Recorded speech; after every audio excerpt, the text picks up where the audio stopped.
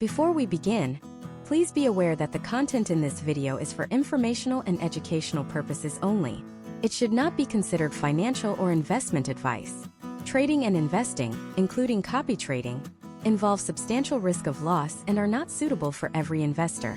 The information presented is not a recommendation to buy or sell any security or to adopt any specific trading strategy. Past performance is not indicative of future results. Always conduct your own thorough research and consult with a qualified financial advisor before making any investment decisions. Imagine this for a second. There's a trader, let's call her Sarah. Sarah has spent the last 15 years of her life immersed in the financial markets. She's seen bull markets, bear markets, flash crashes, and parabolic runs. Her morning routine isn't coffee and news. It's coffee and a deep analysis of macroeconomic data, chart patterns, and order flow. She lives and breathes this stuff. At 9:47 a.m. Eastern Time, after hours of analysis, she identifies a high probability setup in a particular tech stock. She sees her edge, calculates her risk, and executes a buy order. Now, imagine that at the exact same nanosecond Sarah clicks her mouse, an identical trade is placed in another account hundreds of miles away. An account that belongs to someone named Mike. Mike isn't a professional trader. He's a software engineer, a dentist, a truck driver. He doesn't have 15 years of experience. He has a full-time job and a family.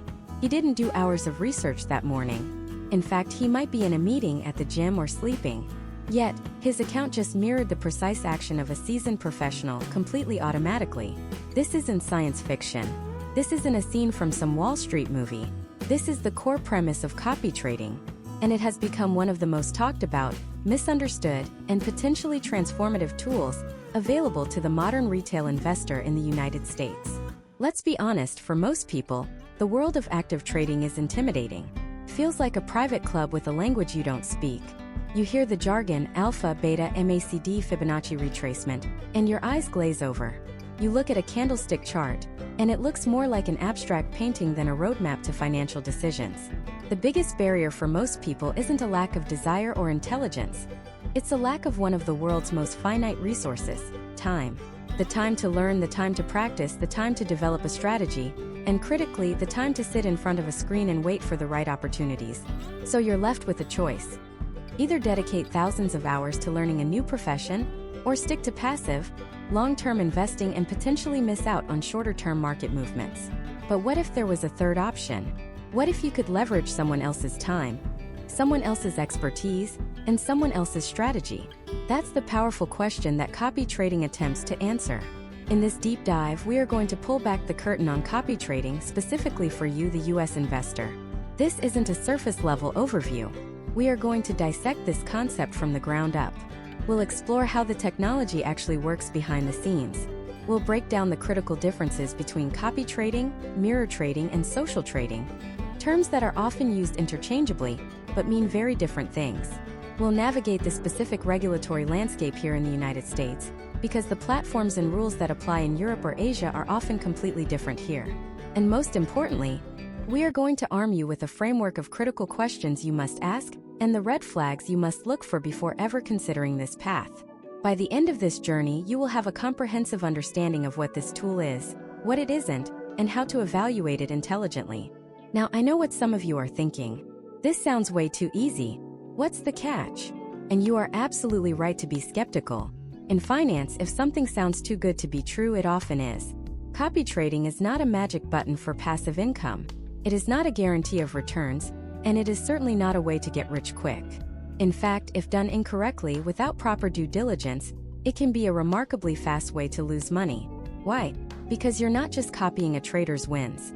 You are also, by definition, copying their losses.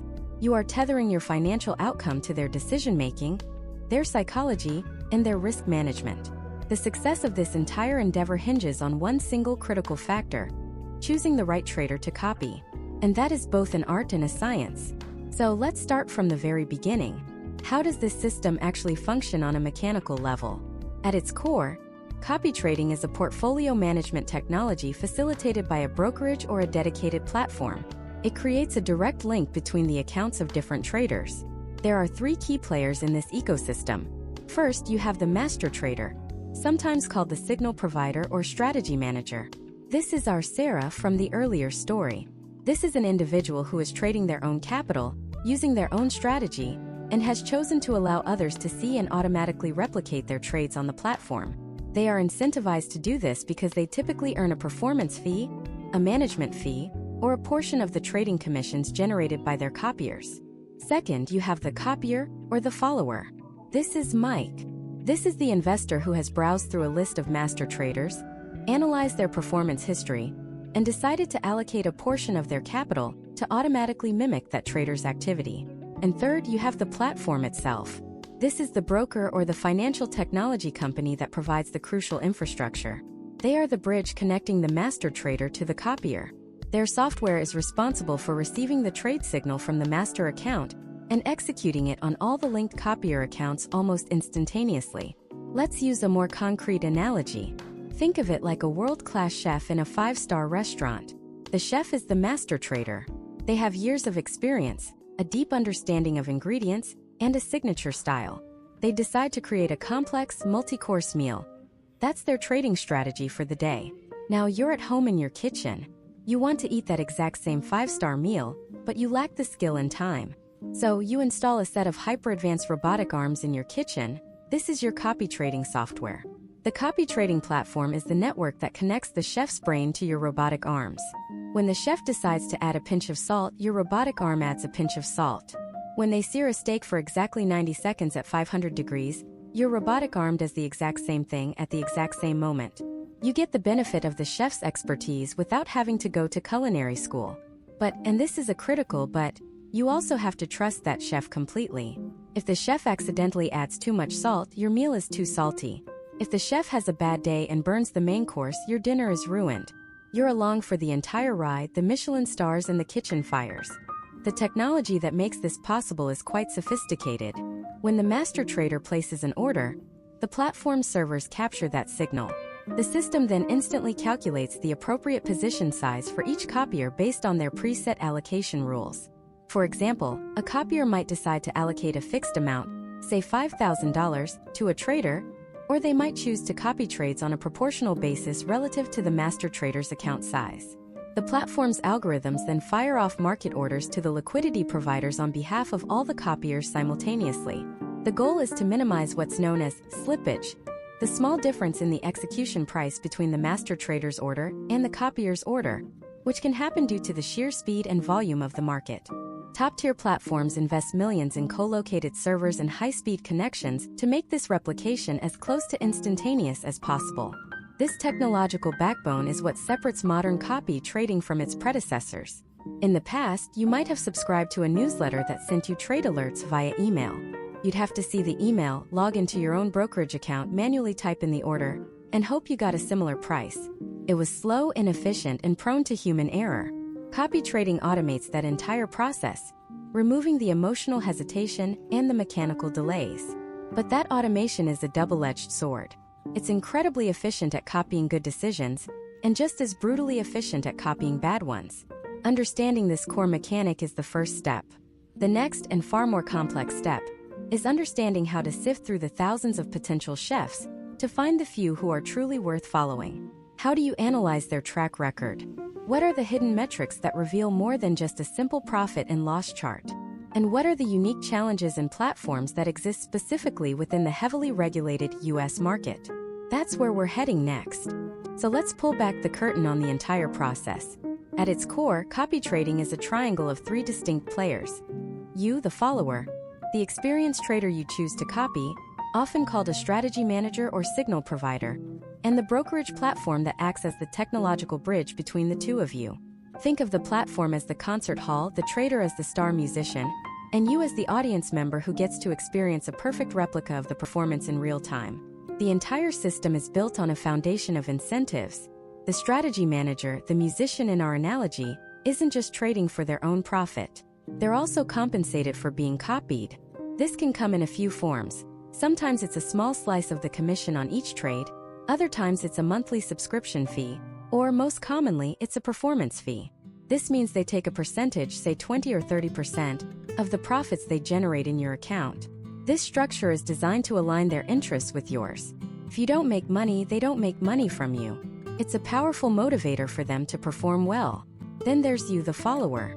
Your motivation is clear: to leverage the expertise, research, and time commitment of a seasoned trader without having to spend years learning the markets yourself.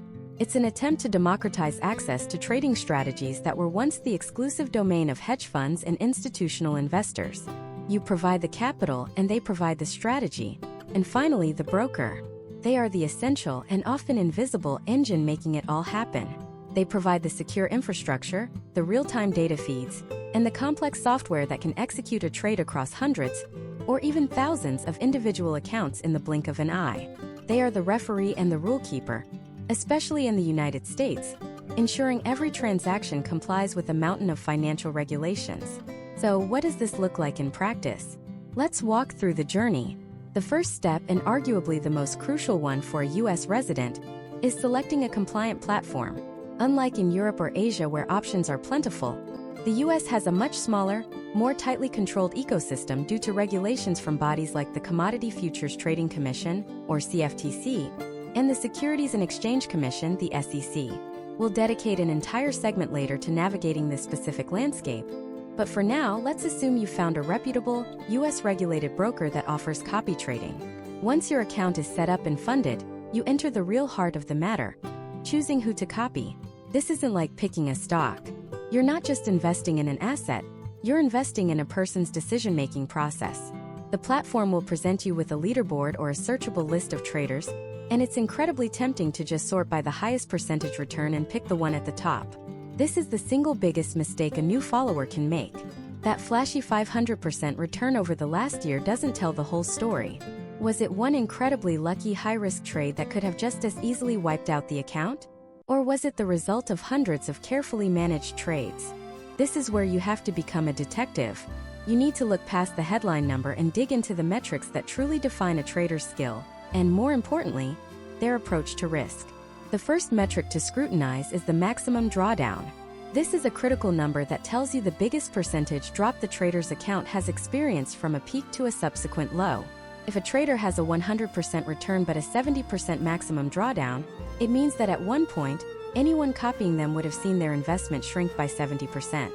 It's a measure of the pain you would have had to endure to get that return. Are you comfortable with that level of volatility?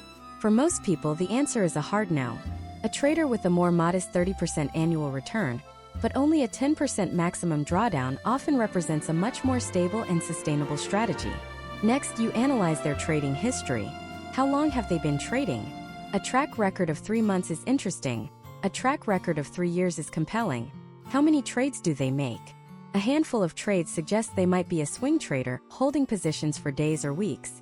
Hundreds of trades a week suggest they're a scalper, in and out of the market in minutes.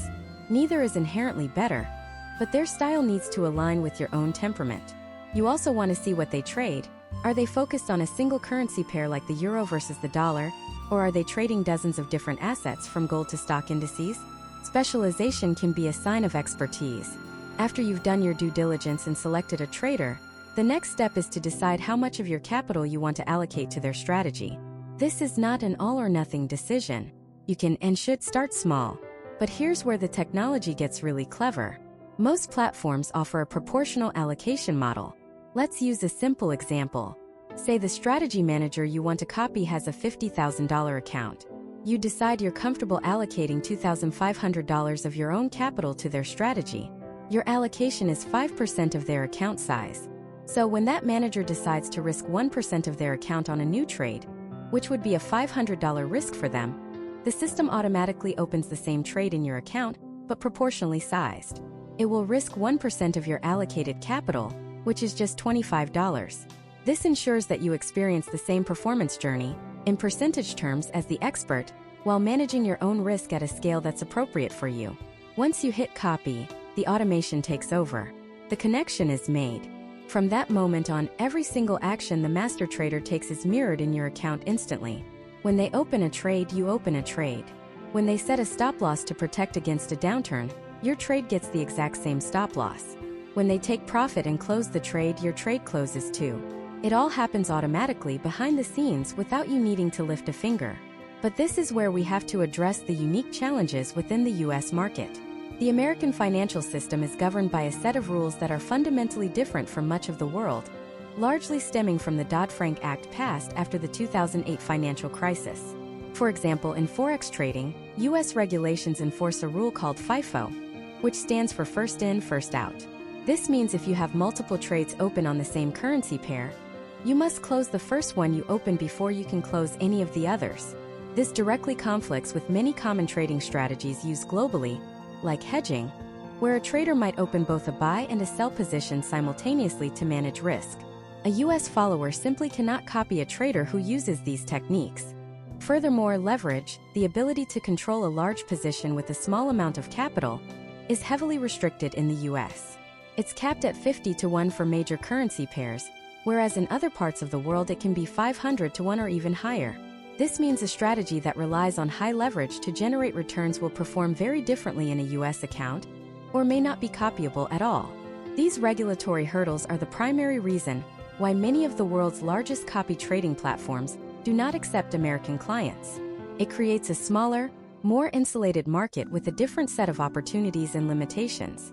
The final and perhaps most overlooked part of the process is ongoing management. Copy trading is not a set-it-and-forget-it solution. It's a dynamic relationship. You are still the CEO of your money. It's your responsibility to periodically review the performance of the trader you're copying. Are they sticking to their stated strategy? Has their risk profile changed? A winning streak can make a trader overconfident, causing them to take bigger and bigger risks. You need to be vigilant. And most importantly, you need to have the discipline to stop copying them if their performance or strategy no longer meets your criteria. The platform gives you an eject button for a reason. So we've uncovered the mechanics, the players, the process, and the technology that makes it all possible. We've also shined a light on the specific regulatory walls that make copy trading in the USA a unique beast. But knowing how the engine works is only half the battle. The real danger isn't in the machine. It's in the unseen risks, the psychological traps, and the subtle red flags that can turn a promising opportunity into a devastating loss. What are the telltale signs of a reckless trader, even one with a great-looking track record? How can you spot the difference between a temporary downturn and the beginning of a total collapse? That's the critical intelligence we need to uncover next. The first clue isn't in their wins, it's in their losses. Specifically, it's a metric called drawdown. Imagine you're climbing a mountain. The summit is the highest point your account value has ever reached. A drawdown is any time you slip and slide back down from that peak. The maximum drawdown is the single biggest, longest, most terrifying slide they've ever experienced.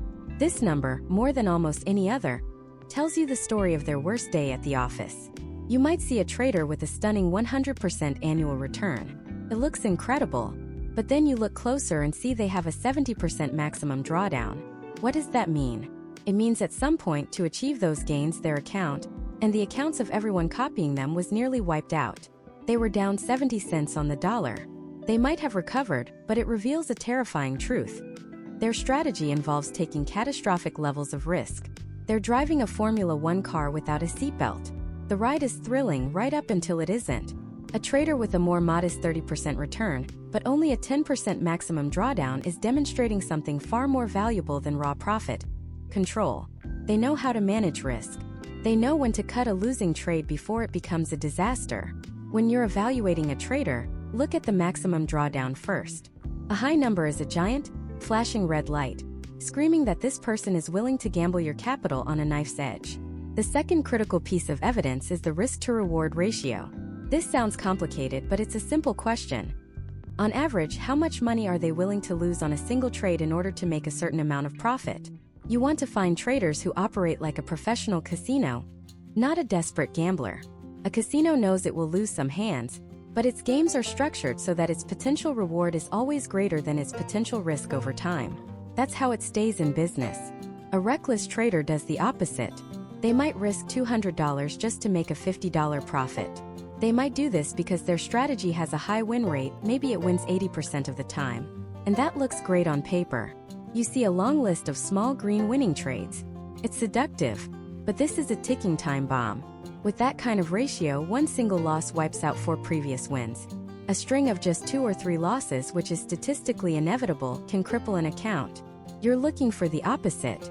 You want to see a trader who consistently aims to make 2, or even 3 times more on their winning trades than they stand to lose on their losing ones. Their win rate might be lower, maybe only 50 or 60%. It won't look as flashy, but it's a sustainable professional model. It means they can be wrong almost half the time and still come out ahead. That's not gambling. That's strategic trading. Next, you need to become a profiler. Look at the trader's history and ask, what is their style? Are they a hyperactive day trader, opening and closing dozens of positions every single day? Or are they a patient swing trader, holding positions for weeks or even months? There's no right or wrong answer here, but it has to align with your own temperament and financial situation. Copying a high-frequency trader can be an emotional roller coaster. Your account balance will fluctuate wildly throughout the day, and the sheer volume of trades can sometimes rack up commission costs. If you're the kind of person who would be stressed out by seeing your balance drop by 5% by lunchtime, even if it recovers by dinner, that style is not for you. Conversely, a long-term trader might have their and your capital tied up in a single trade for months. It might go into a loss and stay there for a long time before turning profitable. This requires immense patience. If you need your capital to be liquid, or if you get anxious when a trade doesn't become profitable quickly, this style will drive you crazy. You aren't just copying trades. You are chaining your account to another person's psychology and time frame. Make sure it's one you can live with. Now let's talk about the single most dangerous behavior you can spot. It's a strategy that looks like genius right up until the moment it leads to total ruin. It's called the martingale strategy, though it often goes by other names. Here's what it looks like in practice. The trader enters a trade and it starts to lose money. Instead of cutting the loss, they do something that feels counterintuitive but brave. They double down. They open a second, larger position in the same direction, lowering their average entry price. If the market keeps going against them, they do it again and again. Each time they increase their position size. The logic is that the market can't go in one direction forever. Eventually, it has to turn around. And when it does, even a small recovery will be enough to make their now massive position profitable, erasing all the previous paper losses and netting a small gain. For weeks, months, sometimes even years, this can make a trader look like an untouchable god. Their equity curve is a beautiful, smooth upward line. They almost never show a closed losing trade. Why? Because they refuse to close them. They just keep doubling down, waiting for the market to save them. People copying them feel like they found the Holy Grail. But they are sitting on an active volcano. Because one day, a market will move further and faster against them than they ever anticipated. A surprise news event, a sudden crash. Their buying power runs out. They can't double down anymore. The broker issues a margin call, and in the blink of an eye, the entire account is liquidated. Everything is gone. Not just the profits, but the entire starting capital. It's a strategy that works 99 times out of 100, but that 100th time is a guaranteed catastrophic failure. If you see a trader whose trade history shows them repeatedly adding to losing positions, run. Do not walk, run. You are looking at a ticking bomb, and you have no idea when the timer is set to go off. Finally, look for overconcentration. Does this trader put all their eggs in one basket? Do they exclusively trade a single stock, a single currency pair, or one volatile crypto asset? Even if they are a recognized expert in that one thing, it represents a huge, concentrated risk. All it takes is one company-specific scandal, one regulatory change, one technological disruption, and their entire strategy could be invalidated overnight. A more prudent approach, even for a specialist, involves some level of diversification, or at least an awareness of how correlated their chosen asset is to the broader market. You also need to look at their communication. This is the human element. What happens when they hit a losing streak? Do they post updates, explain their thought process, and reassure their copiers that they are managing the situation? Or do they go completely silent? Radio silence during a drawdown is one of the worst signs. It suggests the trader is emotional, panicking, or worse, doesn't have a plan. You want to copy a leader, someone who can navigate a storm with a steady hand. A ghost ship has no captain, so you've learned to dodge the bullets. You can spot the gamblers and the ticking time bombs from a mile away. You know how to analyze their drawdown, their risk management, and their psychological stability under pressure. But spotting what's wrong is only half the battle. The real skill, the one that separates successful copiers from the crowd, is identifying what's right. How do you find those rare traders who demonstrate consistency, skill, and a professional mindset year after year? What are the subtle green flags that most people miss? That's the blueprint we're building next. So let's build that blueprint. The very first thing we need to do is unlearn what our instincts tell us is good. When you scroll through a list of traders, your eyes are naturally drawn to the biggest numbers. A trader with a 300% return in the last month.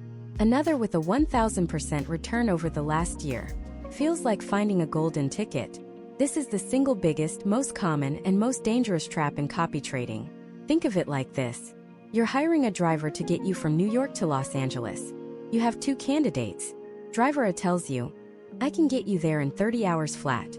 I'll average 150 miles per hour. I'll weave through traffic.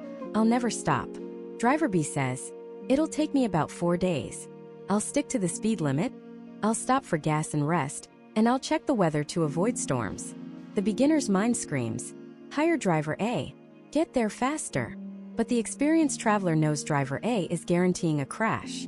Driver B is the one who will actually get you to your destination. In the world of trading, those massive eye-popping returns are almost always driver A. They are the result of extreme risk, unsustainable strategies, and a level of leverage that is one bad trade away from a total wipeout. Our job isn't to find the fastest driver. It's to find the most reliable one. The first tool in our blueprint for identifying that reliable driver is a concept called maximum drawdown. This is, without a doubt, one of the most important metrics you will ever look at, yet most beginners completely ignore it. Drawdown measures the biggest peak-to-trough decline an account has experienced. In simple terms, it tells you the most money the trader has lost from a high point before starting to recover. Let's say a trader turns a $10,000 account into $20,000. That's a 100% gain. Amazing. But what if, on the way there, the account first dropped from $10,000 down to $5,000 before recovering? That's a 50% drawdown. This number tells you a powerful story. It tells you that at one point, anyone copying this trader had to sit and watch half of their investment vanish. How would you feel in that moment? Would you have the stomach to stick with it? Or would you panic and close your position, locking in that 50% loss? A high drawdown is a measure of volatility and risk. A trader with a 1,000% annual return, but a 70% maximum drawdown is driver A. They are driving recklessly. A trader with a more modest 40% annual return, but a maximum drawdown of only 10% is driver B. They have proven they prioritize protecting capital, which is the number one rule of any professional investor. Low drawdown is the first major green flag. It's a sign of a professional mindset. Next on our blueprint is to look past the win rate. Another classic beginner's mistake is to find a trader with a 95% win rate and think you've struck gold. It seems logical, right? Someone who wins almost all the time must be a genius. But this can be incredibly misleading. Let me explain. Imagine a trader who makes 100 trades. They win 99 of them for a profit of $10 each. That's a $990 profit. An incredible 99% win rate. But on their 100th trade, they lose. And that one loss is for $1,000. After 100 trades, despite winning 99% of the time, they have a net loss of $10. This happens all the time. Traders can achieve high win rates by setting very small profit targets and very large stop losses. They're picking up pennies in front of a steamroller. Eventually, the steamroller wins. The professional metric to look at instead is the risk-to-reward ratio. You want to find a trader whose average winning trade is significantly larger than their average losing trade. A trader with a 50% win rate might not sound impressive. But if their average win is $300 and their average loss is only $100, they are incredibly profitable over the long run. For every 2 trades, they might win 1 and lose 1. But they make $300 and lose $100, for a net profit of $200. This is a sustainable professional strategy. You can often find this information in the detailed stats of a trader's profile. Look for their average profit and average loss. If the average profit is bigger than the average loss, that is a massive green flag. It shows they understand risk management and are not just gambling. The third piece of our blueprint is understanding the trader's history and frequency. How long have they been trading on the platform? A trader with a 3-year track record is telling a much more complete story than a trader with a 3-month history. Anyone can get lucky for a few months. A one-hit wonder might have a spectacular quarter by catching one lucky, highly leveraged trade on a meme stock or a volatile cryptocurrency. But luck runs out. Skill and discipline endure over years. Look for a track record of at least 1 year, preferably more. You want to see how they performed during different market conditions. Did they make money when the market was going up? Sure. But did they protect capital when the market was going down or sideways? That's the real test. Also, look at their average number of trades per week. Are they a high-frequency trader making 50 trades a day? Or a swing trader making 2 trades a week? There's no right or wrong answer here, but it has to align with your expectations. High-frequency strategies can sometimes be difficult for copy trading systems to replicate perfectly, leading to slippage, which is the difference between the price the trader got and the price you got. It can also rack up commission fees. A lower frequency strategy is often easier to copy accurately and involves less churn in your account. The key is to understand their style and make sure you're comfortable with it. Finally, we have the qualitative factors, the things that numbers alone can't tell you. This is where you move from being an analyst to being a detective. The first clue is communication. Go to the trader's profile. Do they have a bio? Do they explain their strategy? Do they post updates talking about their thought process, explaining why they took a certain trade, or what they're seeing in the market? And most importantly, how do they behave during a losing streak? A trader who is active and communicative during winning periods, but goes completely silent when they're losing is a giant red flag. A true professional is transparent. They own their losses. They explain what happened, what they learned, and how they plan to adapt. This kind of communication builds trust and shows a level of maturity that is incredibly rare and valuable. The last subtle green flag is what we call skin in the game. Most platforms will show you how much of the trader's own money is being used in their strategy. A trader managing $1 million from copiers, but only having 1,000 of their own dollars invested, is not fully aligned with your interests. They're essentially playing with other people's money. However, a trader with a significant amount of their own capital on the line, say $50,000 or $100,000 or more, is a completely different story. Their interests are now directly aligned with yours. When they lose, they feel the financial pain just as you do. This incentivizes them to be more careful, to manage risk more prudently, and to think about the long-term health of the account. It's the ultimate vote of confidence in their own strategy. So, when you put this blueprint together, the picture becomes clear. You're not looking for the trader with the biggest, flashiest one-year return. You're looking for the trader with a multi-year history, a low maximum drawdown, an average win that is larger than their average loss, a clear and consistent strategy, and who communicates professionally while having significant skin in the game. Identifying a trader like this is not a gamble. It's a calculated investment decision. But finding the right person to copy is only half the equation. The other half happens on your side. Because even if you find the world's best trader, you can still lose money if you set up your own account incorrectly. How do you manage your own risk? How much of your portfolio should you allocate? What are the critical settings like stop losses and position sizing that you absolutely must understand before you copy a single trade? That's the crucial safety net we're building in the next part. Let's think of this like being handed the keys to a high-performance race car. The platform is the car, the master trader is the professional driver you're putting in the seat, and your capital is the fuel. Before you even think about hitting the track, the first thing any sane person would do is get familiar with the dashboard. Where are the brakes? What do these warning lights mean? How does the emergency shutoff work? Ignoring these controls is the fastest way to crash and burn. In copy trading, your risk management settings are that dashboard.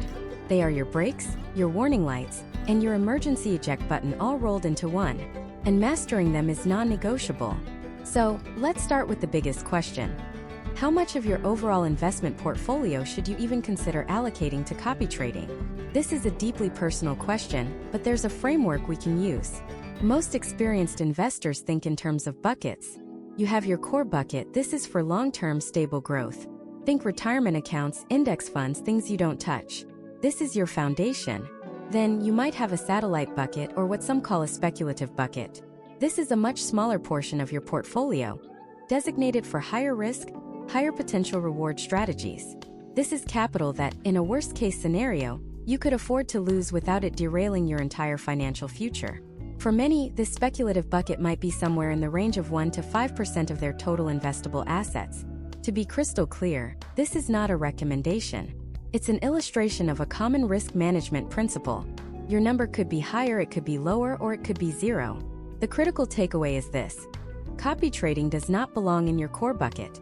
It's not for your emergency fund. It's not for your down payment on a house next year. It is, by its nature, a speculative activity, and you must treat the capital you use for it accordingly. Decide on your amount, an amount you are genuinely comfortable with seeing fluctuate, and stick to it. That's rule number 1. Once you've decided how much to allocate, the next dial on our dashboard is position sizing. This is arguably one of the most misunderstood settings. When you copy a trader, you're not just blindly following them. You have to decide how you're following them. Most platforms give you 2 main options: proportional sizing or fixed sizing. Let's break it down with a simple example. Imagine the master trader you're copying has a $100,000 account. You, on the other hand, are starting with a $1,000 copy account. The master trader sees an opportunity and decides to risk 1% of their account on a single trade. For them, that's a $1,000 position. Now, if you chose proportional sizing, the platform does the math for you. It says, okay, the master risked 1%, so I'll risk 1% of your account. 1% of your $1,000 is $10. So your account opens a $10 trade. This is powerful because it keeps your risk exposure perfectly aligned with the master traders. You are taking the same level of risk, just scaled down to your capital. But what if you chose fixed sizing? With this setting, you tell the platform, I don't care what the master trader does, I want every single trade to be a fixed amount, say $50. So when that master trader opens their $1,000 trade, your account opens a $50 trade. See the difference? In this scenario, that $50 trade represents 5% of your $1,000 account, while the master trader only risked 1% of theirs. You are now 5 times more leveraged to that single trade's outcome than the person you're copying. A small loss for them could be a significant loss for you. While fixed sizing can seem simpler, it can easily lead to a dangerous misalignment of risk. For those just starting, the proportional method generally offers a more logical and risk-aligned approach. Now for the most important safety feature of all, the stop loss. If position sizing is your steering wheel, the stop loss is your brake pedal and your airbag combined. A stop loss is an order you place to automatically close a trade when it reaches a certain loss level. In copy trading, this works on 2 critical levels. First, there's the individual trade stop loss. Some platforms allow you to set a maximum loss you're willing to take on any single trade, which can sometimes override the master trader's own stop loss. It's an extra layer of personal control. But the real game changer is the overall copy stop loss, sometimes called a stop copy or drawdown protection. This is the master kill switch for your entire relationship with that trader. You set a total percentage of your copy trading capital that you are willing to lose before the system pulls the plug. For example, you might set your copy stop loss at 20% of your $1,000 account. This means if the total value of your copied portfolio, including open and closed trades, drops to $800, the platform will automatically do 2 things. It will close out all currently open trades copied from that trader, and it will stop copying any new trades from them. This is your ultimate safety net. It prevents a trader who goes on a disastrous losing streak, or who suddenly changes their strategy and goes off the rails, from taking your entire account down with them. Think about it. It's an automated circuit breaker. Setting this is not optional. It is the single most important action you will take to protect your capital. Deciding on the percentage, whether it's 15, 20, or 30%, depends on your risk tolerance and the trader's historical drawdown, which we'll cover later. But not setting one at all is like driving that race car with no brakes blindfolded. Finally, we have to talk about leverage. Leverage is the turbocharger on our race car. It's a tool that allows you to control a larger position with a smaller amount of capital. For instance, with 2x leverage, a $100 investment can control a $200 position. This means if the trade moves in your favor by 10%, your return isn't $10, it's $20. It amplifies your potential gains. But, and this is a massive but, it does the exact same thing to your losses. That same 10% move against you doesn't result in a $10 loss. It's a $20 loss. Leverage is a brutally sharp double-edged sword. It magnifies volatility and dramatically increases the speed at which you can lose your capital. When you copy a trader, you often have the choice to copy them with the same leverage they use, or to select your own. Here is a straightforward piece of guidance for anyone beginning their journey. Consider starting with 1x leverage. No leverage. This means you are not borrowing anything. You are simply using your own capital. This allows you to experience the trader's raw performance and strategy, without the distorting and accelerating effects of leverage. You can always consider adjusting it later, once you have months of data and a deep understanding of how that trader performs. But starting with high leverage is like putting that turbocharger on before you've even learned how to steer. So let's recap the dashboard. We've set our overall allocation, the amount of fuel in the tank. We've chosen our position sizing strategy, deciding how we want to press the accelerator. We've set our crucial copy stop loss, our emergency brake. And we've made a conscious decision about leverage, our turbocharger. These settings are not set and forget. They are your active controls for managing risk in a dynamic environment. Now that you understand how to build and protect your vehicle, the next logical question is, who do you let drive it? How do you sift through the thousands of available traders to find one who is not just profitable, but also responsible, consistent, and a good fit for your specific risk tolerance? It's about looking past the flashy short-term win rates and digging deeper into the metrics that truly matter. We're about to become detectives, and I'll show you exactly what clues to look for. So let's put on our detective hats. The first clue most people notice is the big, shiny number at the top of a trader's profile, the win rate. It's often displayed as a percentage like 80, 90, even 95%. And our brains are wired to see that and think, wow, they barely ever lose. This is a sure thing. But in the world of trading, the win rate can be one of the biggest red herrings you'll ever encounter. It's the clue designed to distract you from what's really happening. Imagine a trader who makes 10 trades. 9 of them are winners and they make $1 on each. That's a 90% win rate. Sounds amazing, right? But on the 10th trade, they lose. And on that one loss, they lose $20. So after 10 trades, they've won $9 and lost $20. They are down $11, despite having a phenomenal 90% win rate. This is a classic trap. Traders can achieve high win rates by setting very small profit targets and very large stop losses. They grab tiny profits over and over, but when the market turns against them, one single loss can wipe out weeks or even months of those small gains. So, clue number 1 is to be skeptical. A high win rate is interesting, but it tells you almost nothing about profitability on its own. It's just the cover of the book. We need to read the pages. The next clue, and a far more important one, is the risk-to-reward ratio. This is the heart of the investigation. It answers the fundamental question. For every dollar this trader is risking, how many dollars do they stand to gain? You can often figure this out by looking at their trade history. Look at the average size of their winning trades compared to the average size of their losing trades. If their average winner is $200 and their average loser is $100, they have a 2-to-1 risk-reward ratio. They are risking $1 to make 2. This is a sign of a potentially healthy strategy.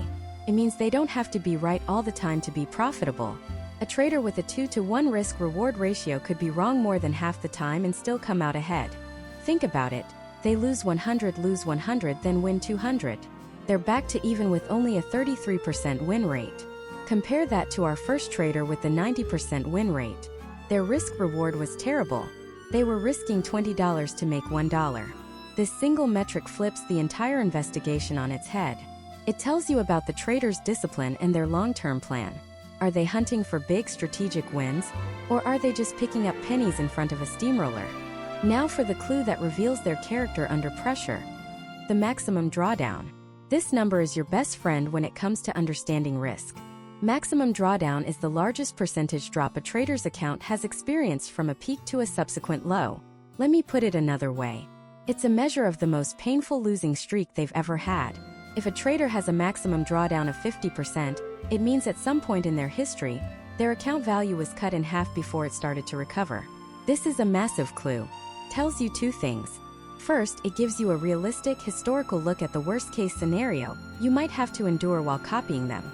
Could you stomach watching your investment drop by 50% without panicking and pulling your money out at the worst possible time?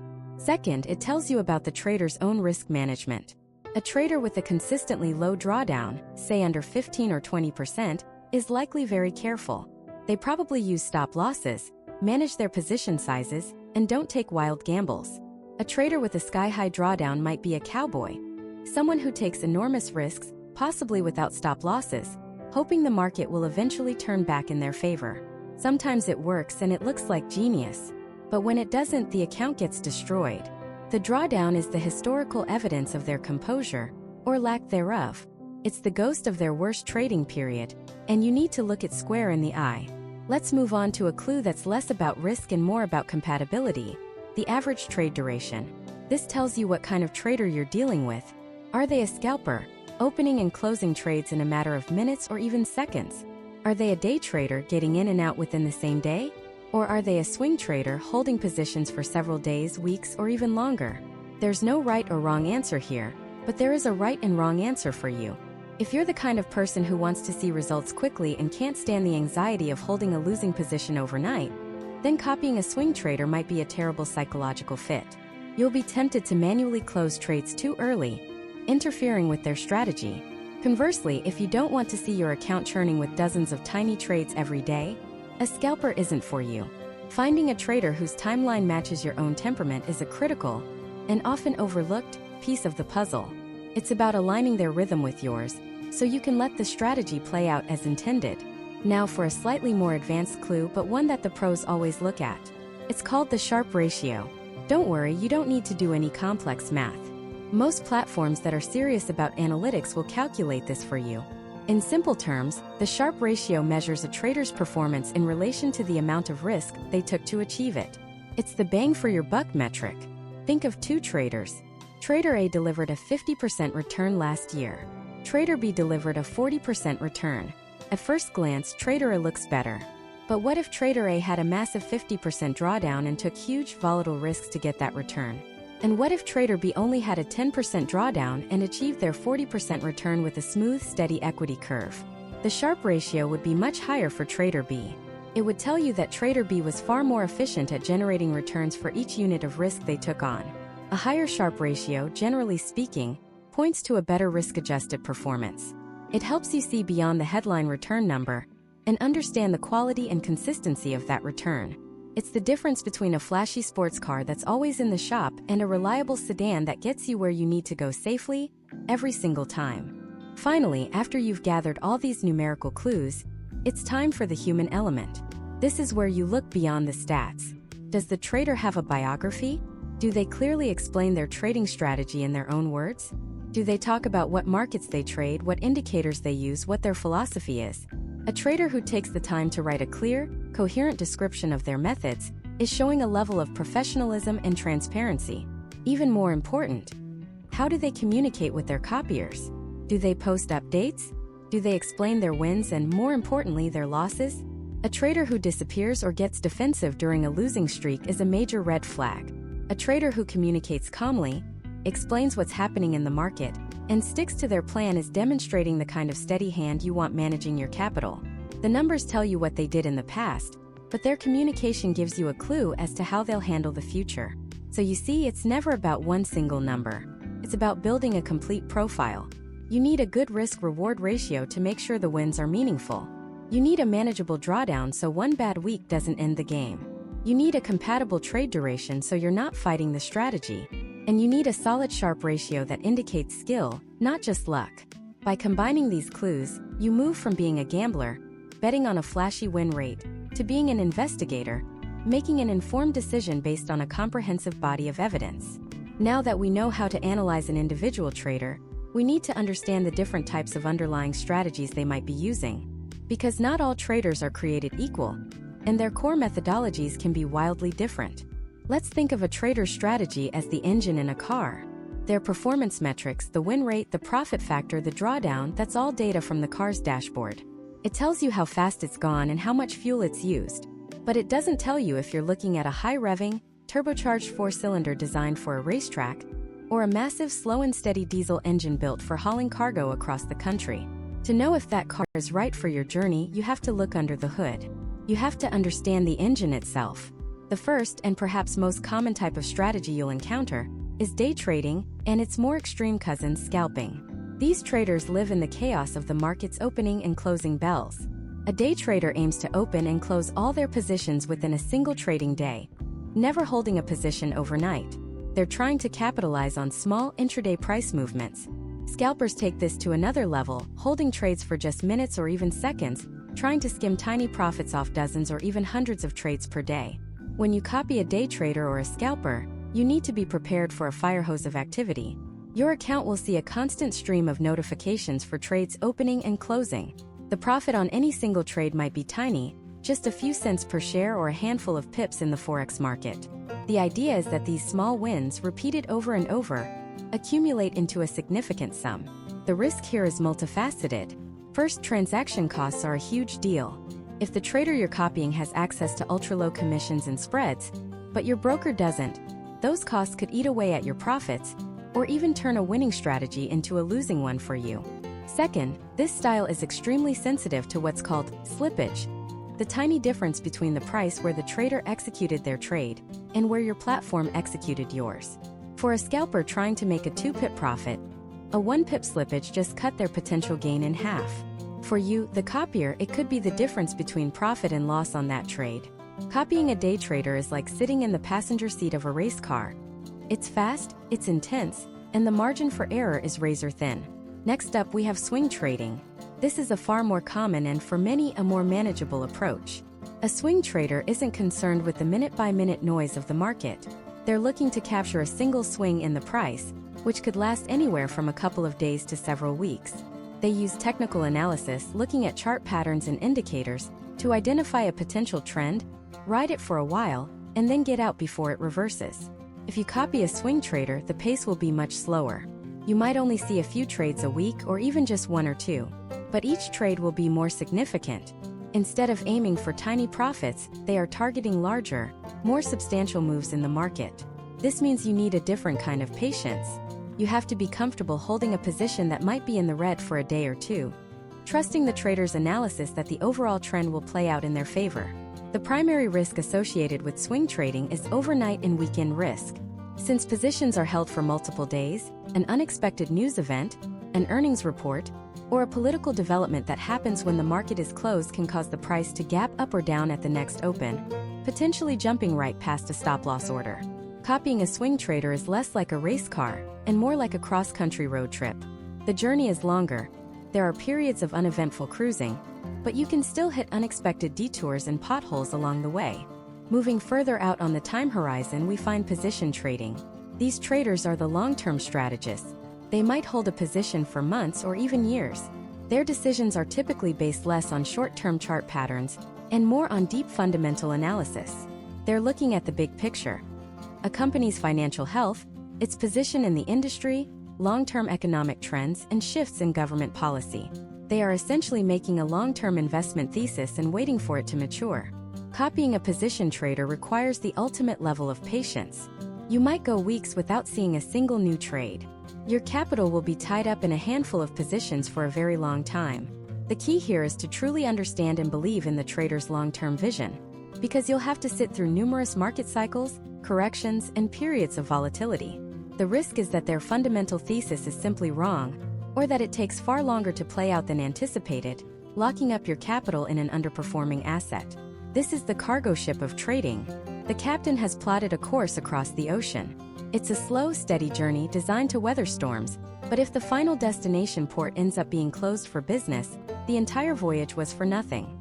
Finally, there's a category that can operate on any of these timeframes, but uses a completely different set of tools: algorithmic or quantitative trading. These traders, often called quants, use computer programs and complex mathematical models to identify and execute trades. The strategy is built into the code. It could be a high-frequency scalping bot, a trend-following swing trading algorithm, or a complex model that analyzes news sentiment.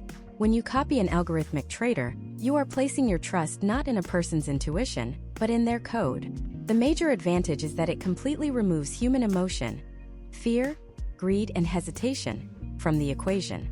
The bot will execute its strategy flawlessly and relentlessly 24/7, without getting tired or second-guessing itself. The potential danger is that an algorithm is only as good as its programming and the historical data it was tested on. It can be brilliant in normal market conditions, but can fail spectacularly during a black swan event, a rare, unpredictable event that its model has never seen before. A sudden market crash or a bizarre flash crash can trigger unforeseen behavior in the algorithm, leading to rapid and severe losses. You're essentially copying a self-driving car. It might be safer and more efficient than a human driver 99.9% of the time, but you need to be aware of that 0.1% of the time when it might drive straight into a wall it doesn't recognize. Underpinning all of these strategies are two fundamental philosophies: technical analysis and fundamental analysis. It's crucial to know which camp your trader falls into, or how they combine the two. Technical analysts believe that all known information is already reflected in an asset's price chart. They study patterns, trends, and indicators to predict future price movements. They care about the what and the when. Fundamental analysts, on the other hand, want to determine an asset's intrinsic value. They study financial statements, management, competitive advantages, and macroeconomic factors. They care about the why. A pure technical trader might not know or care what a company actually does, as long as its chart looks promising. A pure fundamental trader might buy a stock, even if its chart looks terrible, because they believe it's undervalued and will eventually rise. Most successful traders in reality are hybrids. They might use fundamental analysis to decide what to trade, and technical analysis to decide when to enter and exit that trade. Understanding where your chosen trader falls on this spectrum gives you incredible insight into their decision-making process. Are they reacting to a line on a chart, or a line in an earnings report? Knowing this helps you contextualize their actions and manage your own expectations. So when you're looking at a trader's profile, don't just stop at the profit percentage. Dig deeper. Read their bio. Look at the average holding time for their trades. Is it minutes, days, or months? This one metric alone can tell you whether they're a scalper, a swing trader, or a position trader. See if they explain their philosophy. Are they talking about chart patterns, or are they talking about price-to-earnings ratios?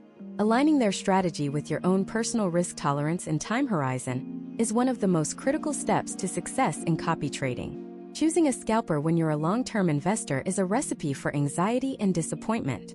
It's like hiring a sprinter to run a marathon. They might be great at what they do, but it's the wrong race. So you found a trader, you've analyzed their stats, and now you understand their core strategy. But how do all these moving parts actually connect on a real platform?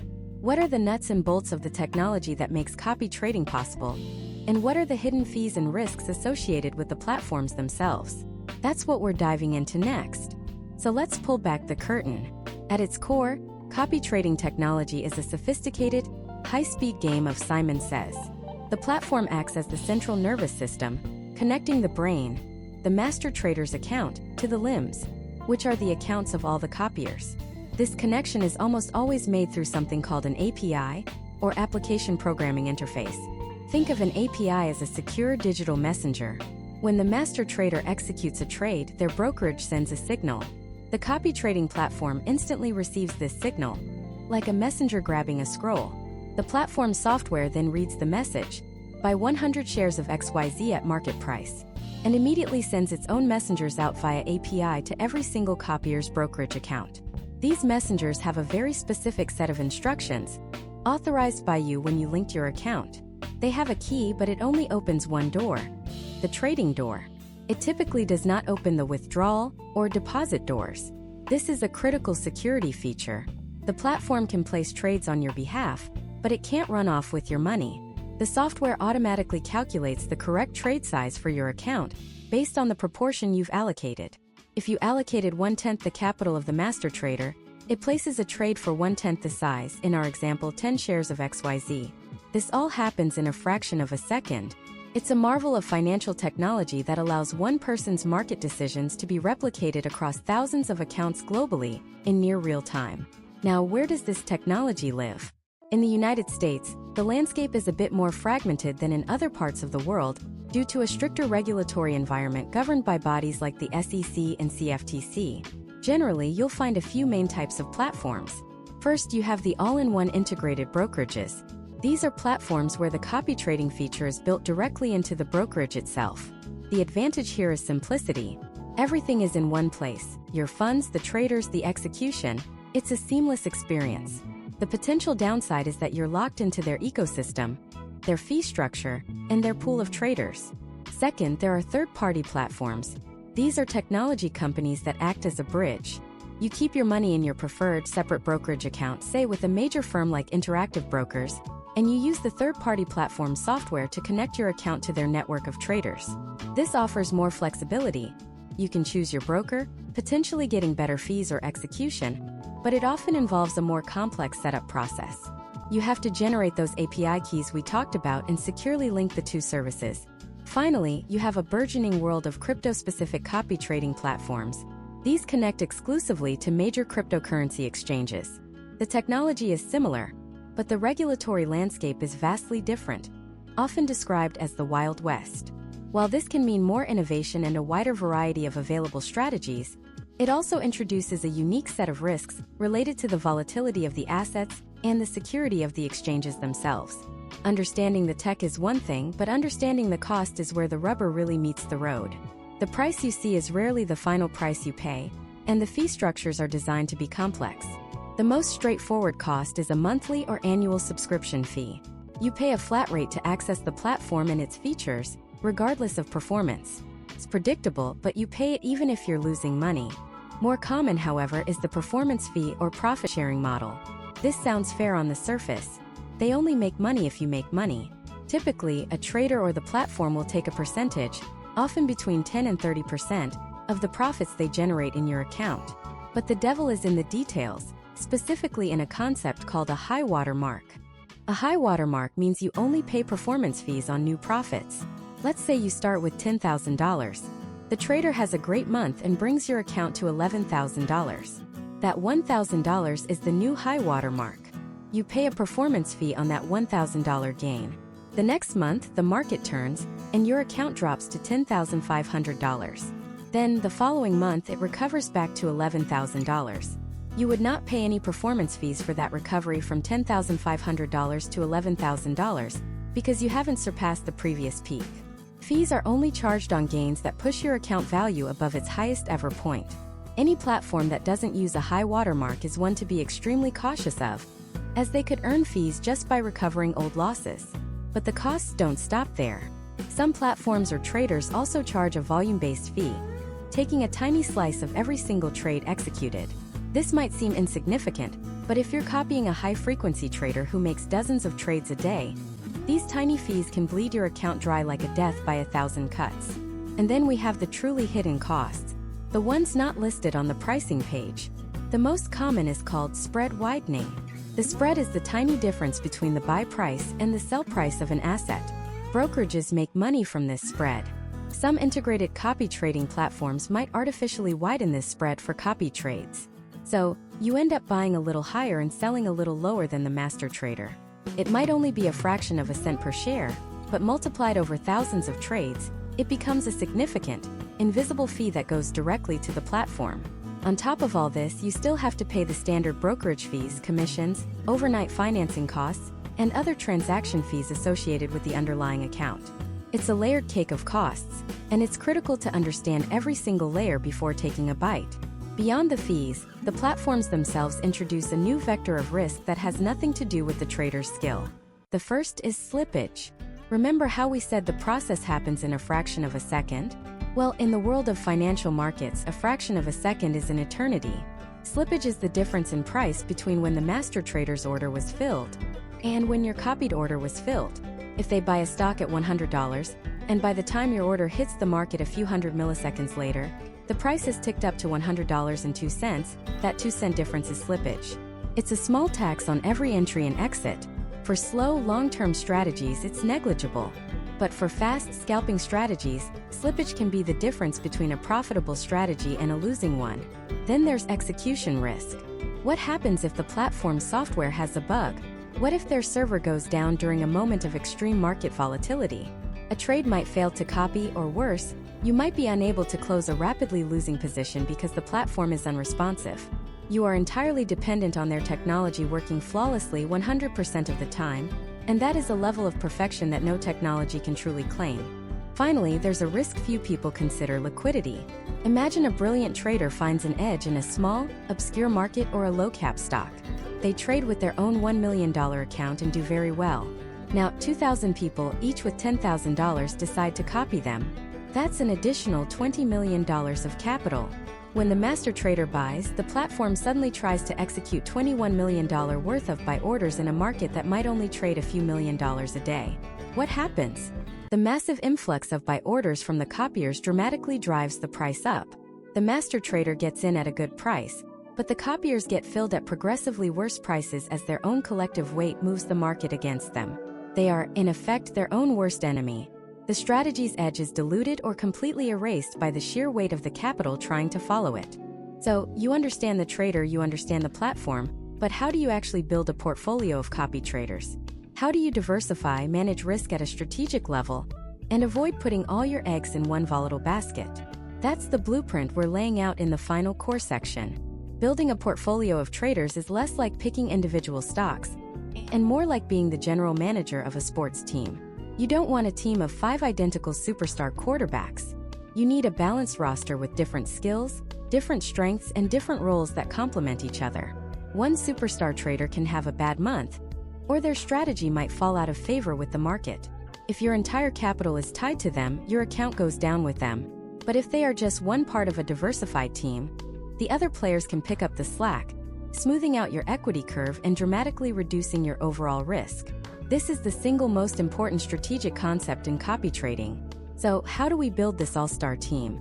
We start by understanding the different types of players, or what we can call trader archetypes. First, you have the bedrock or the conservative anchor. This is your low-risk, low-volatility trader. Their goal isn't to hit home runs. It's to consistently get on base. You'll identify them by their very low maximum drawdown, a smooth, steadily rising equity curve, and a history of prioritizing capital preservation above all else. They might trade large-cap stocks, major forex pairs, or use strategies with very tight stop losses. They won't double your account in a month, but they are the foundation you build upon, designed to grind out steady, albeit smaller, potential returns while protecting your capital. A significant portion of your portfolio might be allocated to 1 or 2 traders like this. Next up is the core growth engine, or the moderate swing trader. These are the workhorses of your portfolio. They take on more calculated risk than the bedrock traders, aiming for higher returns. They might hold trades for several days or weeks, capturing larger market moves. Their equity curves will be a bit more volatile, with bigger peaks and valleys, but the overall upward trend should be clear. They might specialize in indices like the S&P 500 or trade a wider variety of assets. These traders form the core of your potential growth, and you might select 2 to 3 of them who use different approaches. Then you have the satellite or the aggressive specialist. These are your high-risk, high-potential reward players. They might be day trading volatile assets, trading cryptocurrencies, or using higher leverage. Their performance can be explosive, but so can their drawdowns.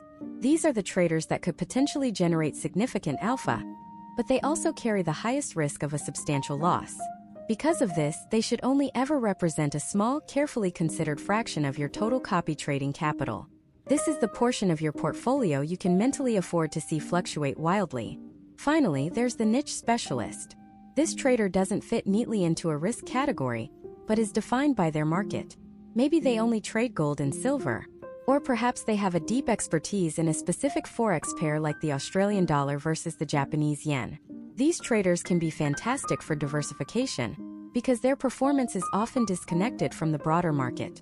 When the S&P 500 is tanking, the commodities trader might be having their best month ever. Now that we know the players, how do we structure the team?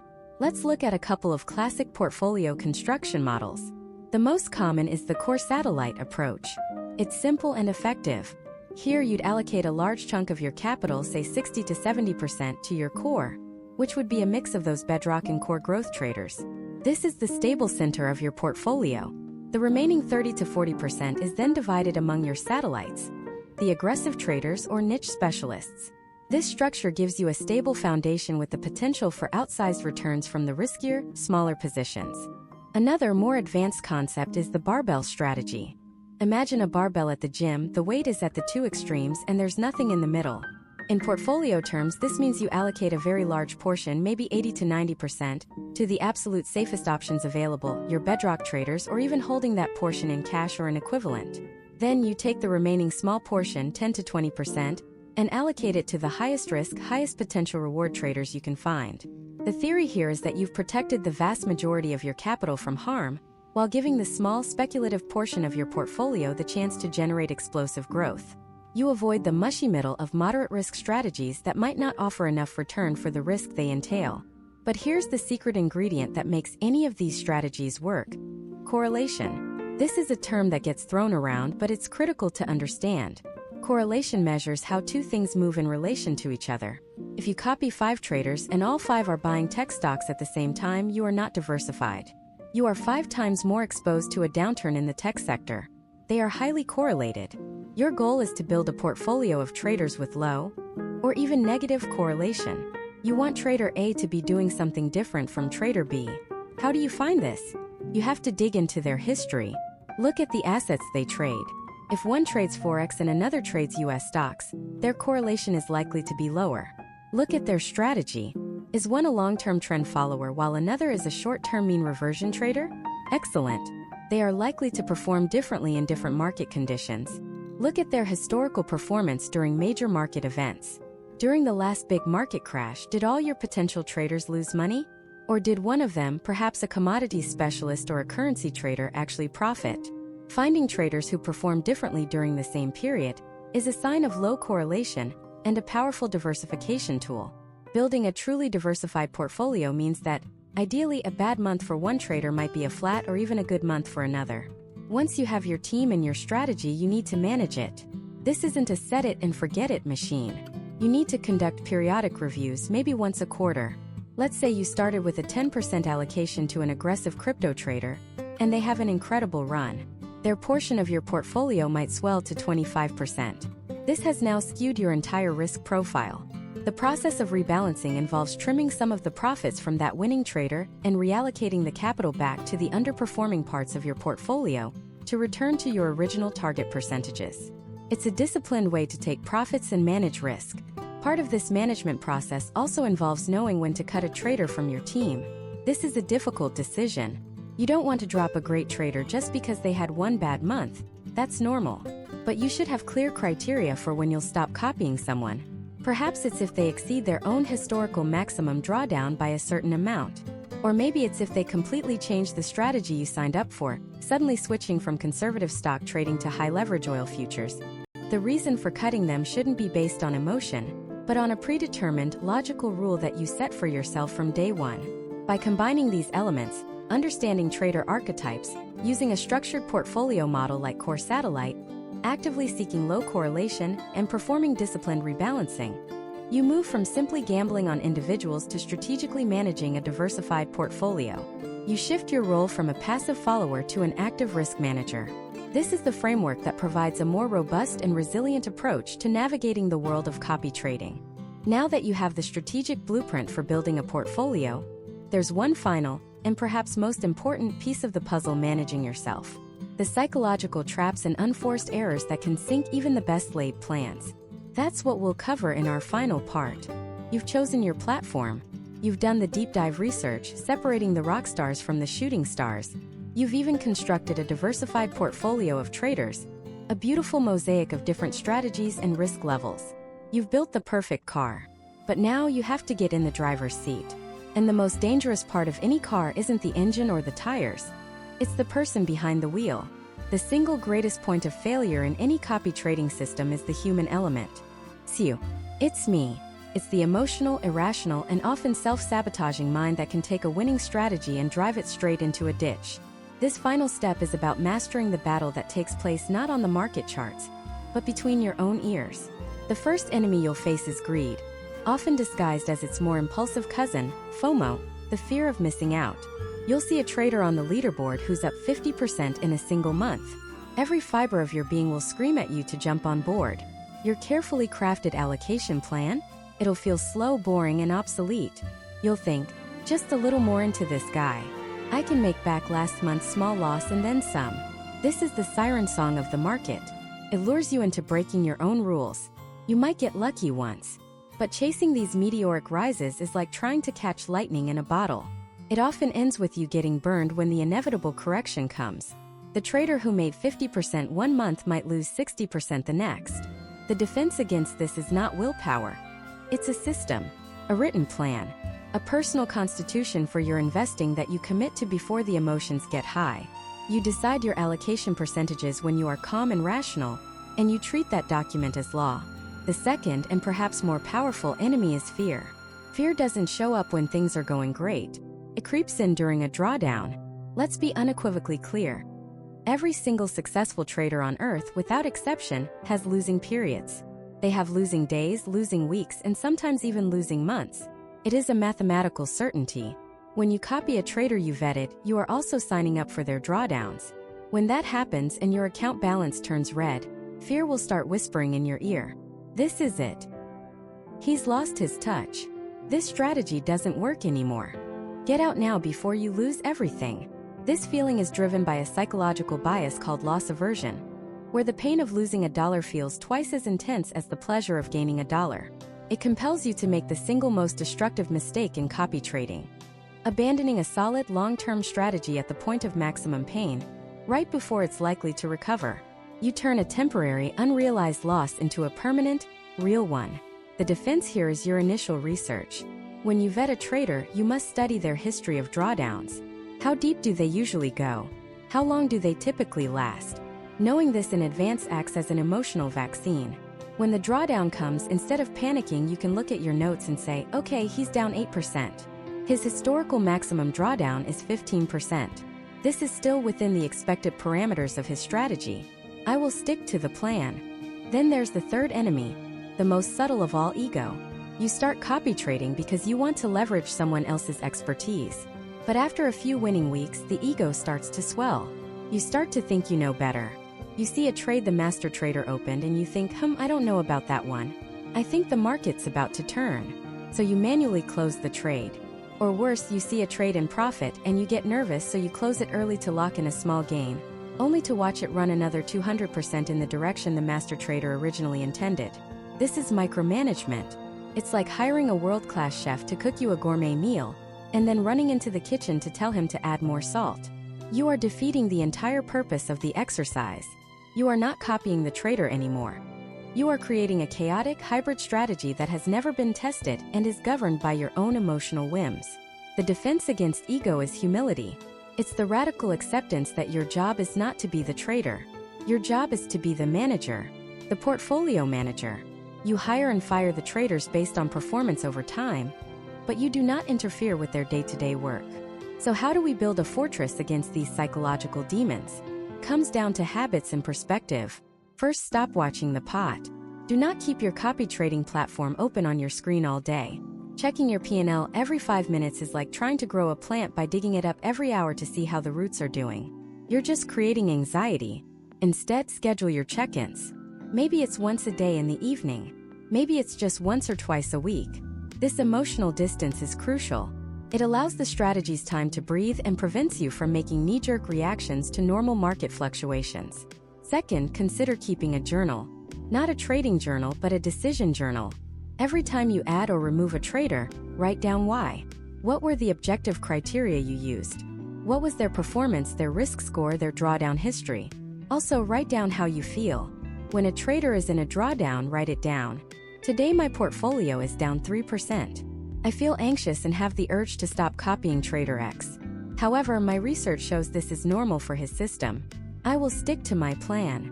Months later, you can look back at this journal and see how your emotions often tried to mislead you, and how sticking to your logical plan led to better potential outcomes. This builds a powerful feedback loop for improving your own behavior. Finally, and most importantly, you have to zoom out. Any single day in the market is just noise. Any single week is just a weather report. You need to look at the climate. A successful trader's equity curve is never a smooth, straight line to the top right of the screen. It is a jagged, volatile, upward trending mountain climb. There are steep ascents, flat plateaus, and scary descents into valleys. Your job as a copier is to have the fortitude to endure the valleys to enjoy the new peaks. When you feel the fear or the greed, pull up the 1-year or the all-time chart. Remind yourself of the big picture. That perspective is the ultimate anchor in a stormy emotional sea. So as we wrap this up, let's bring it all together. We journeyed from the very concept of copy trading and its legal standing in the US to the critical process of selecting a platform that fits your needs. We broke down the art and science of vetting traders, looking past simple returns to find true risk-adjusted skill. We laid out frameworks for building a diversified, resilient portfolio designed to weather market storms. And now we've confronted the final boss, ourselves. Copy trading is not a passive set-it-and-forget path to wealth. It is an active, engaged business. You are the CEO of your own small investment firm, and your success will not ultimately be determined by the traders you pick, but by your ability to manage your own psychology and stick to a rational, well-defined plan. The tools and knowledge are now at your disposal. The question is whether you have the discipline to use them correctly. This is a powerful tool, but like any tool, its effectiveness is entirely in the hands of the person who wields it. Think carefully, plan diligently, and most of all, Be the master of your own mindset. That is the final and most important secret to navigating the world of copy trading.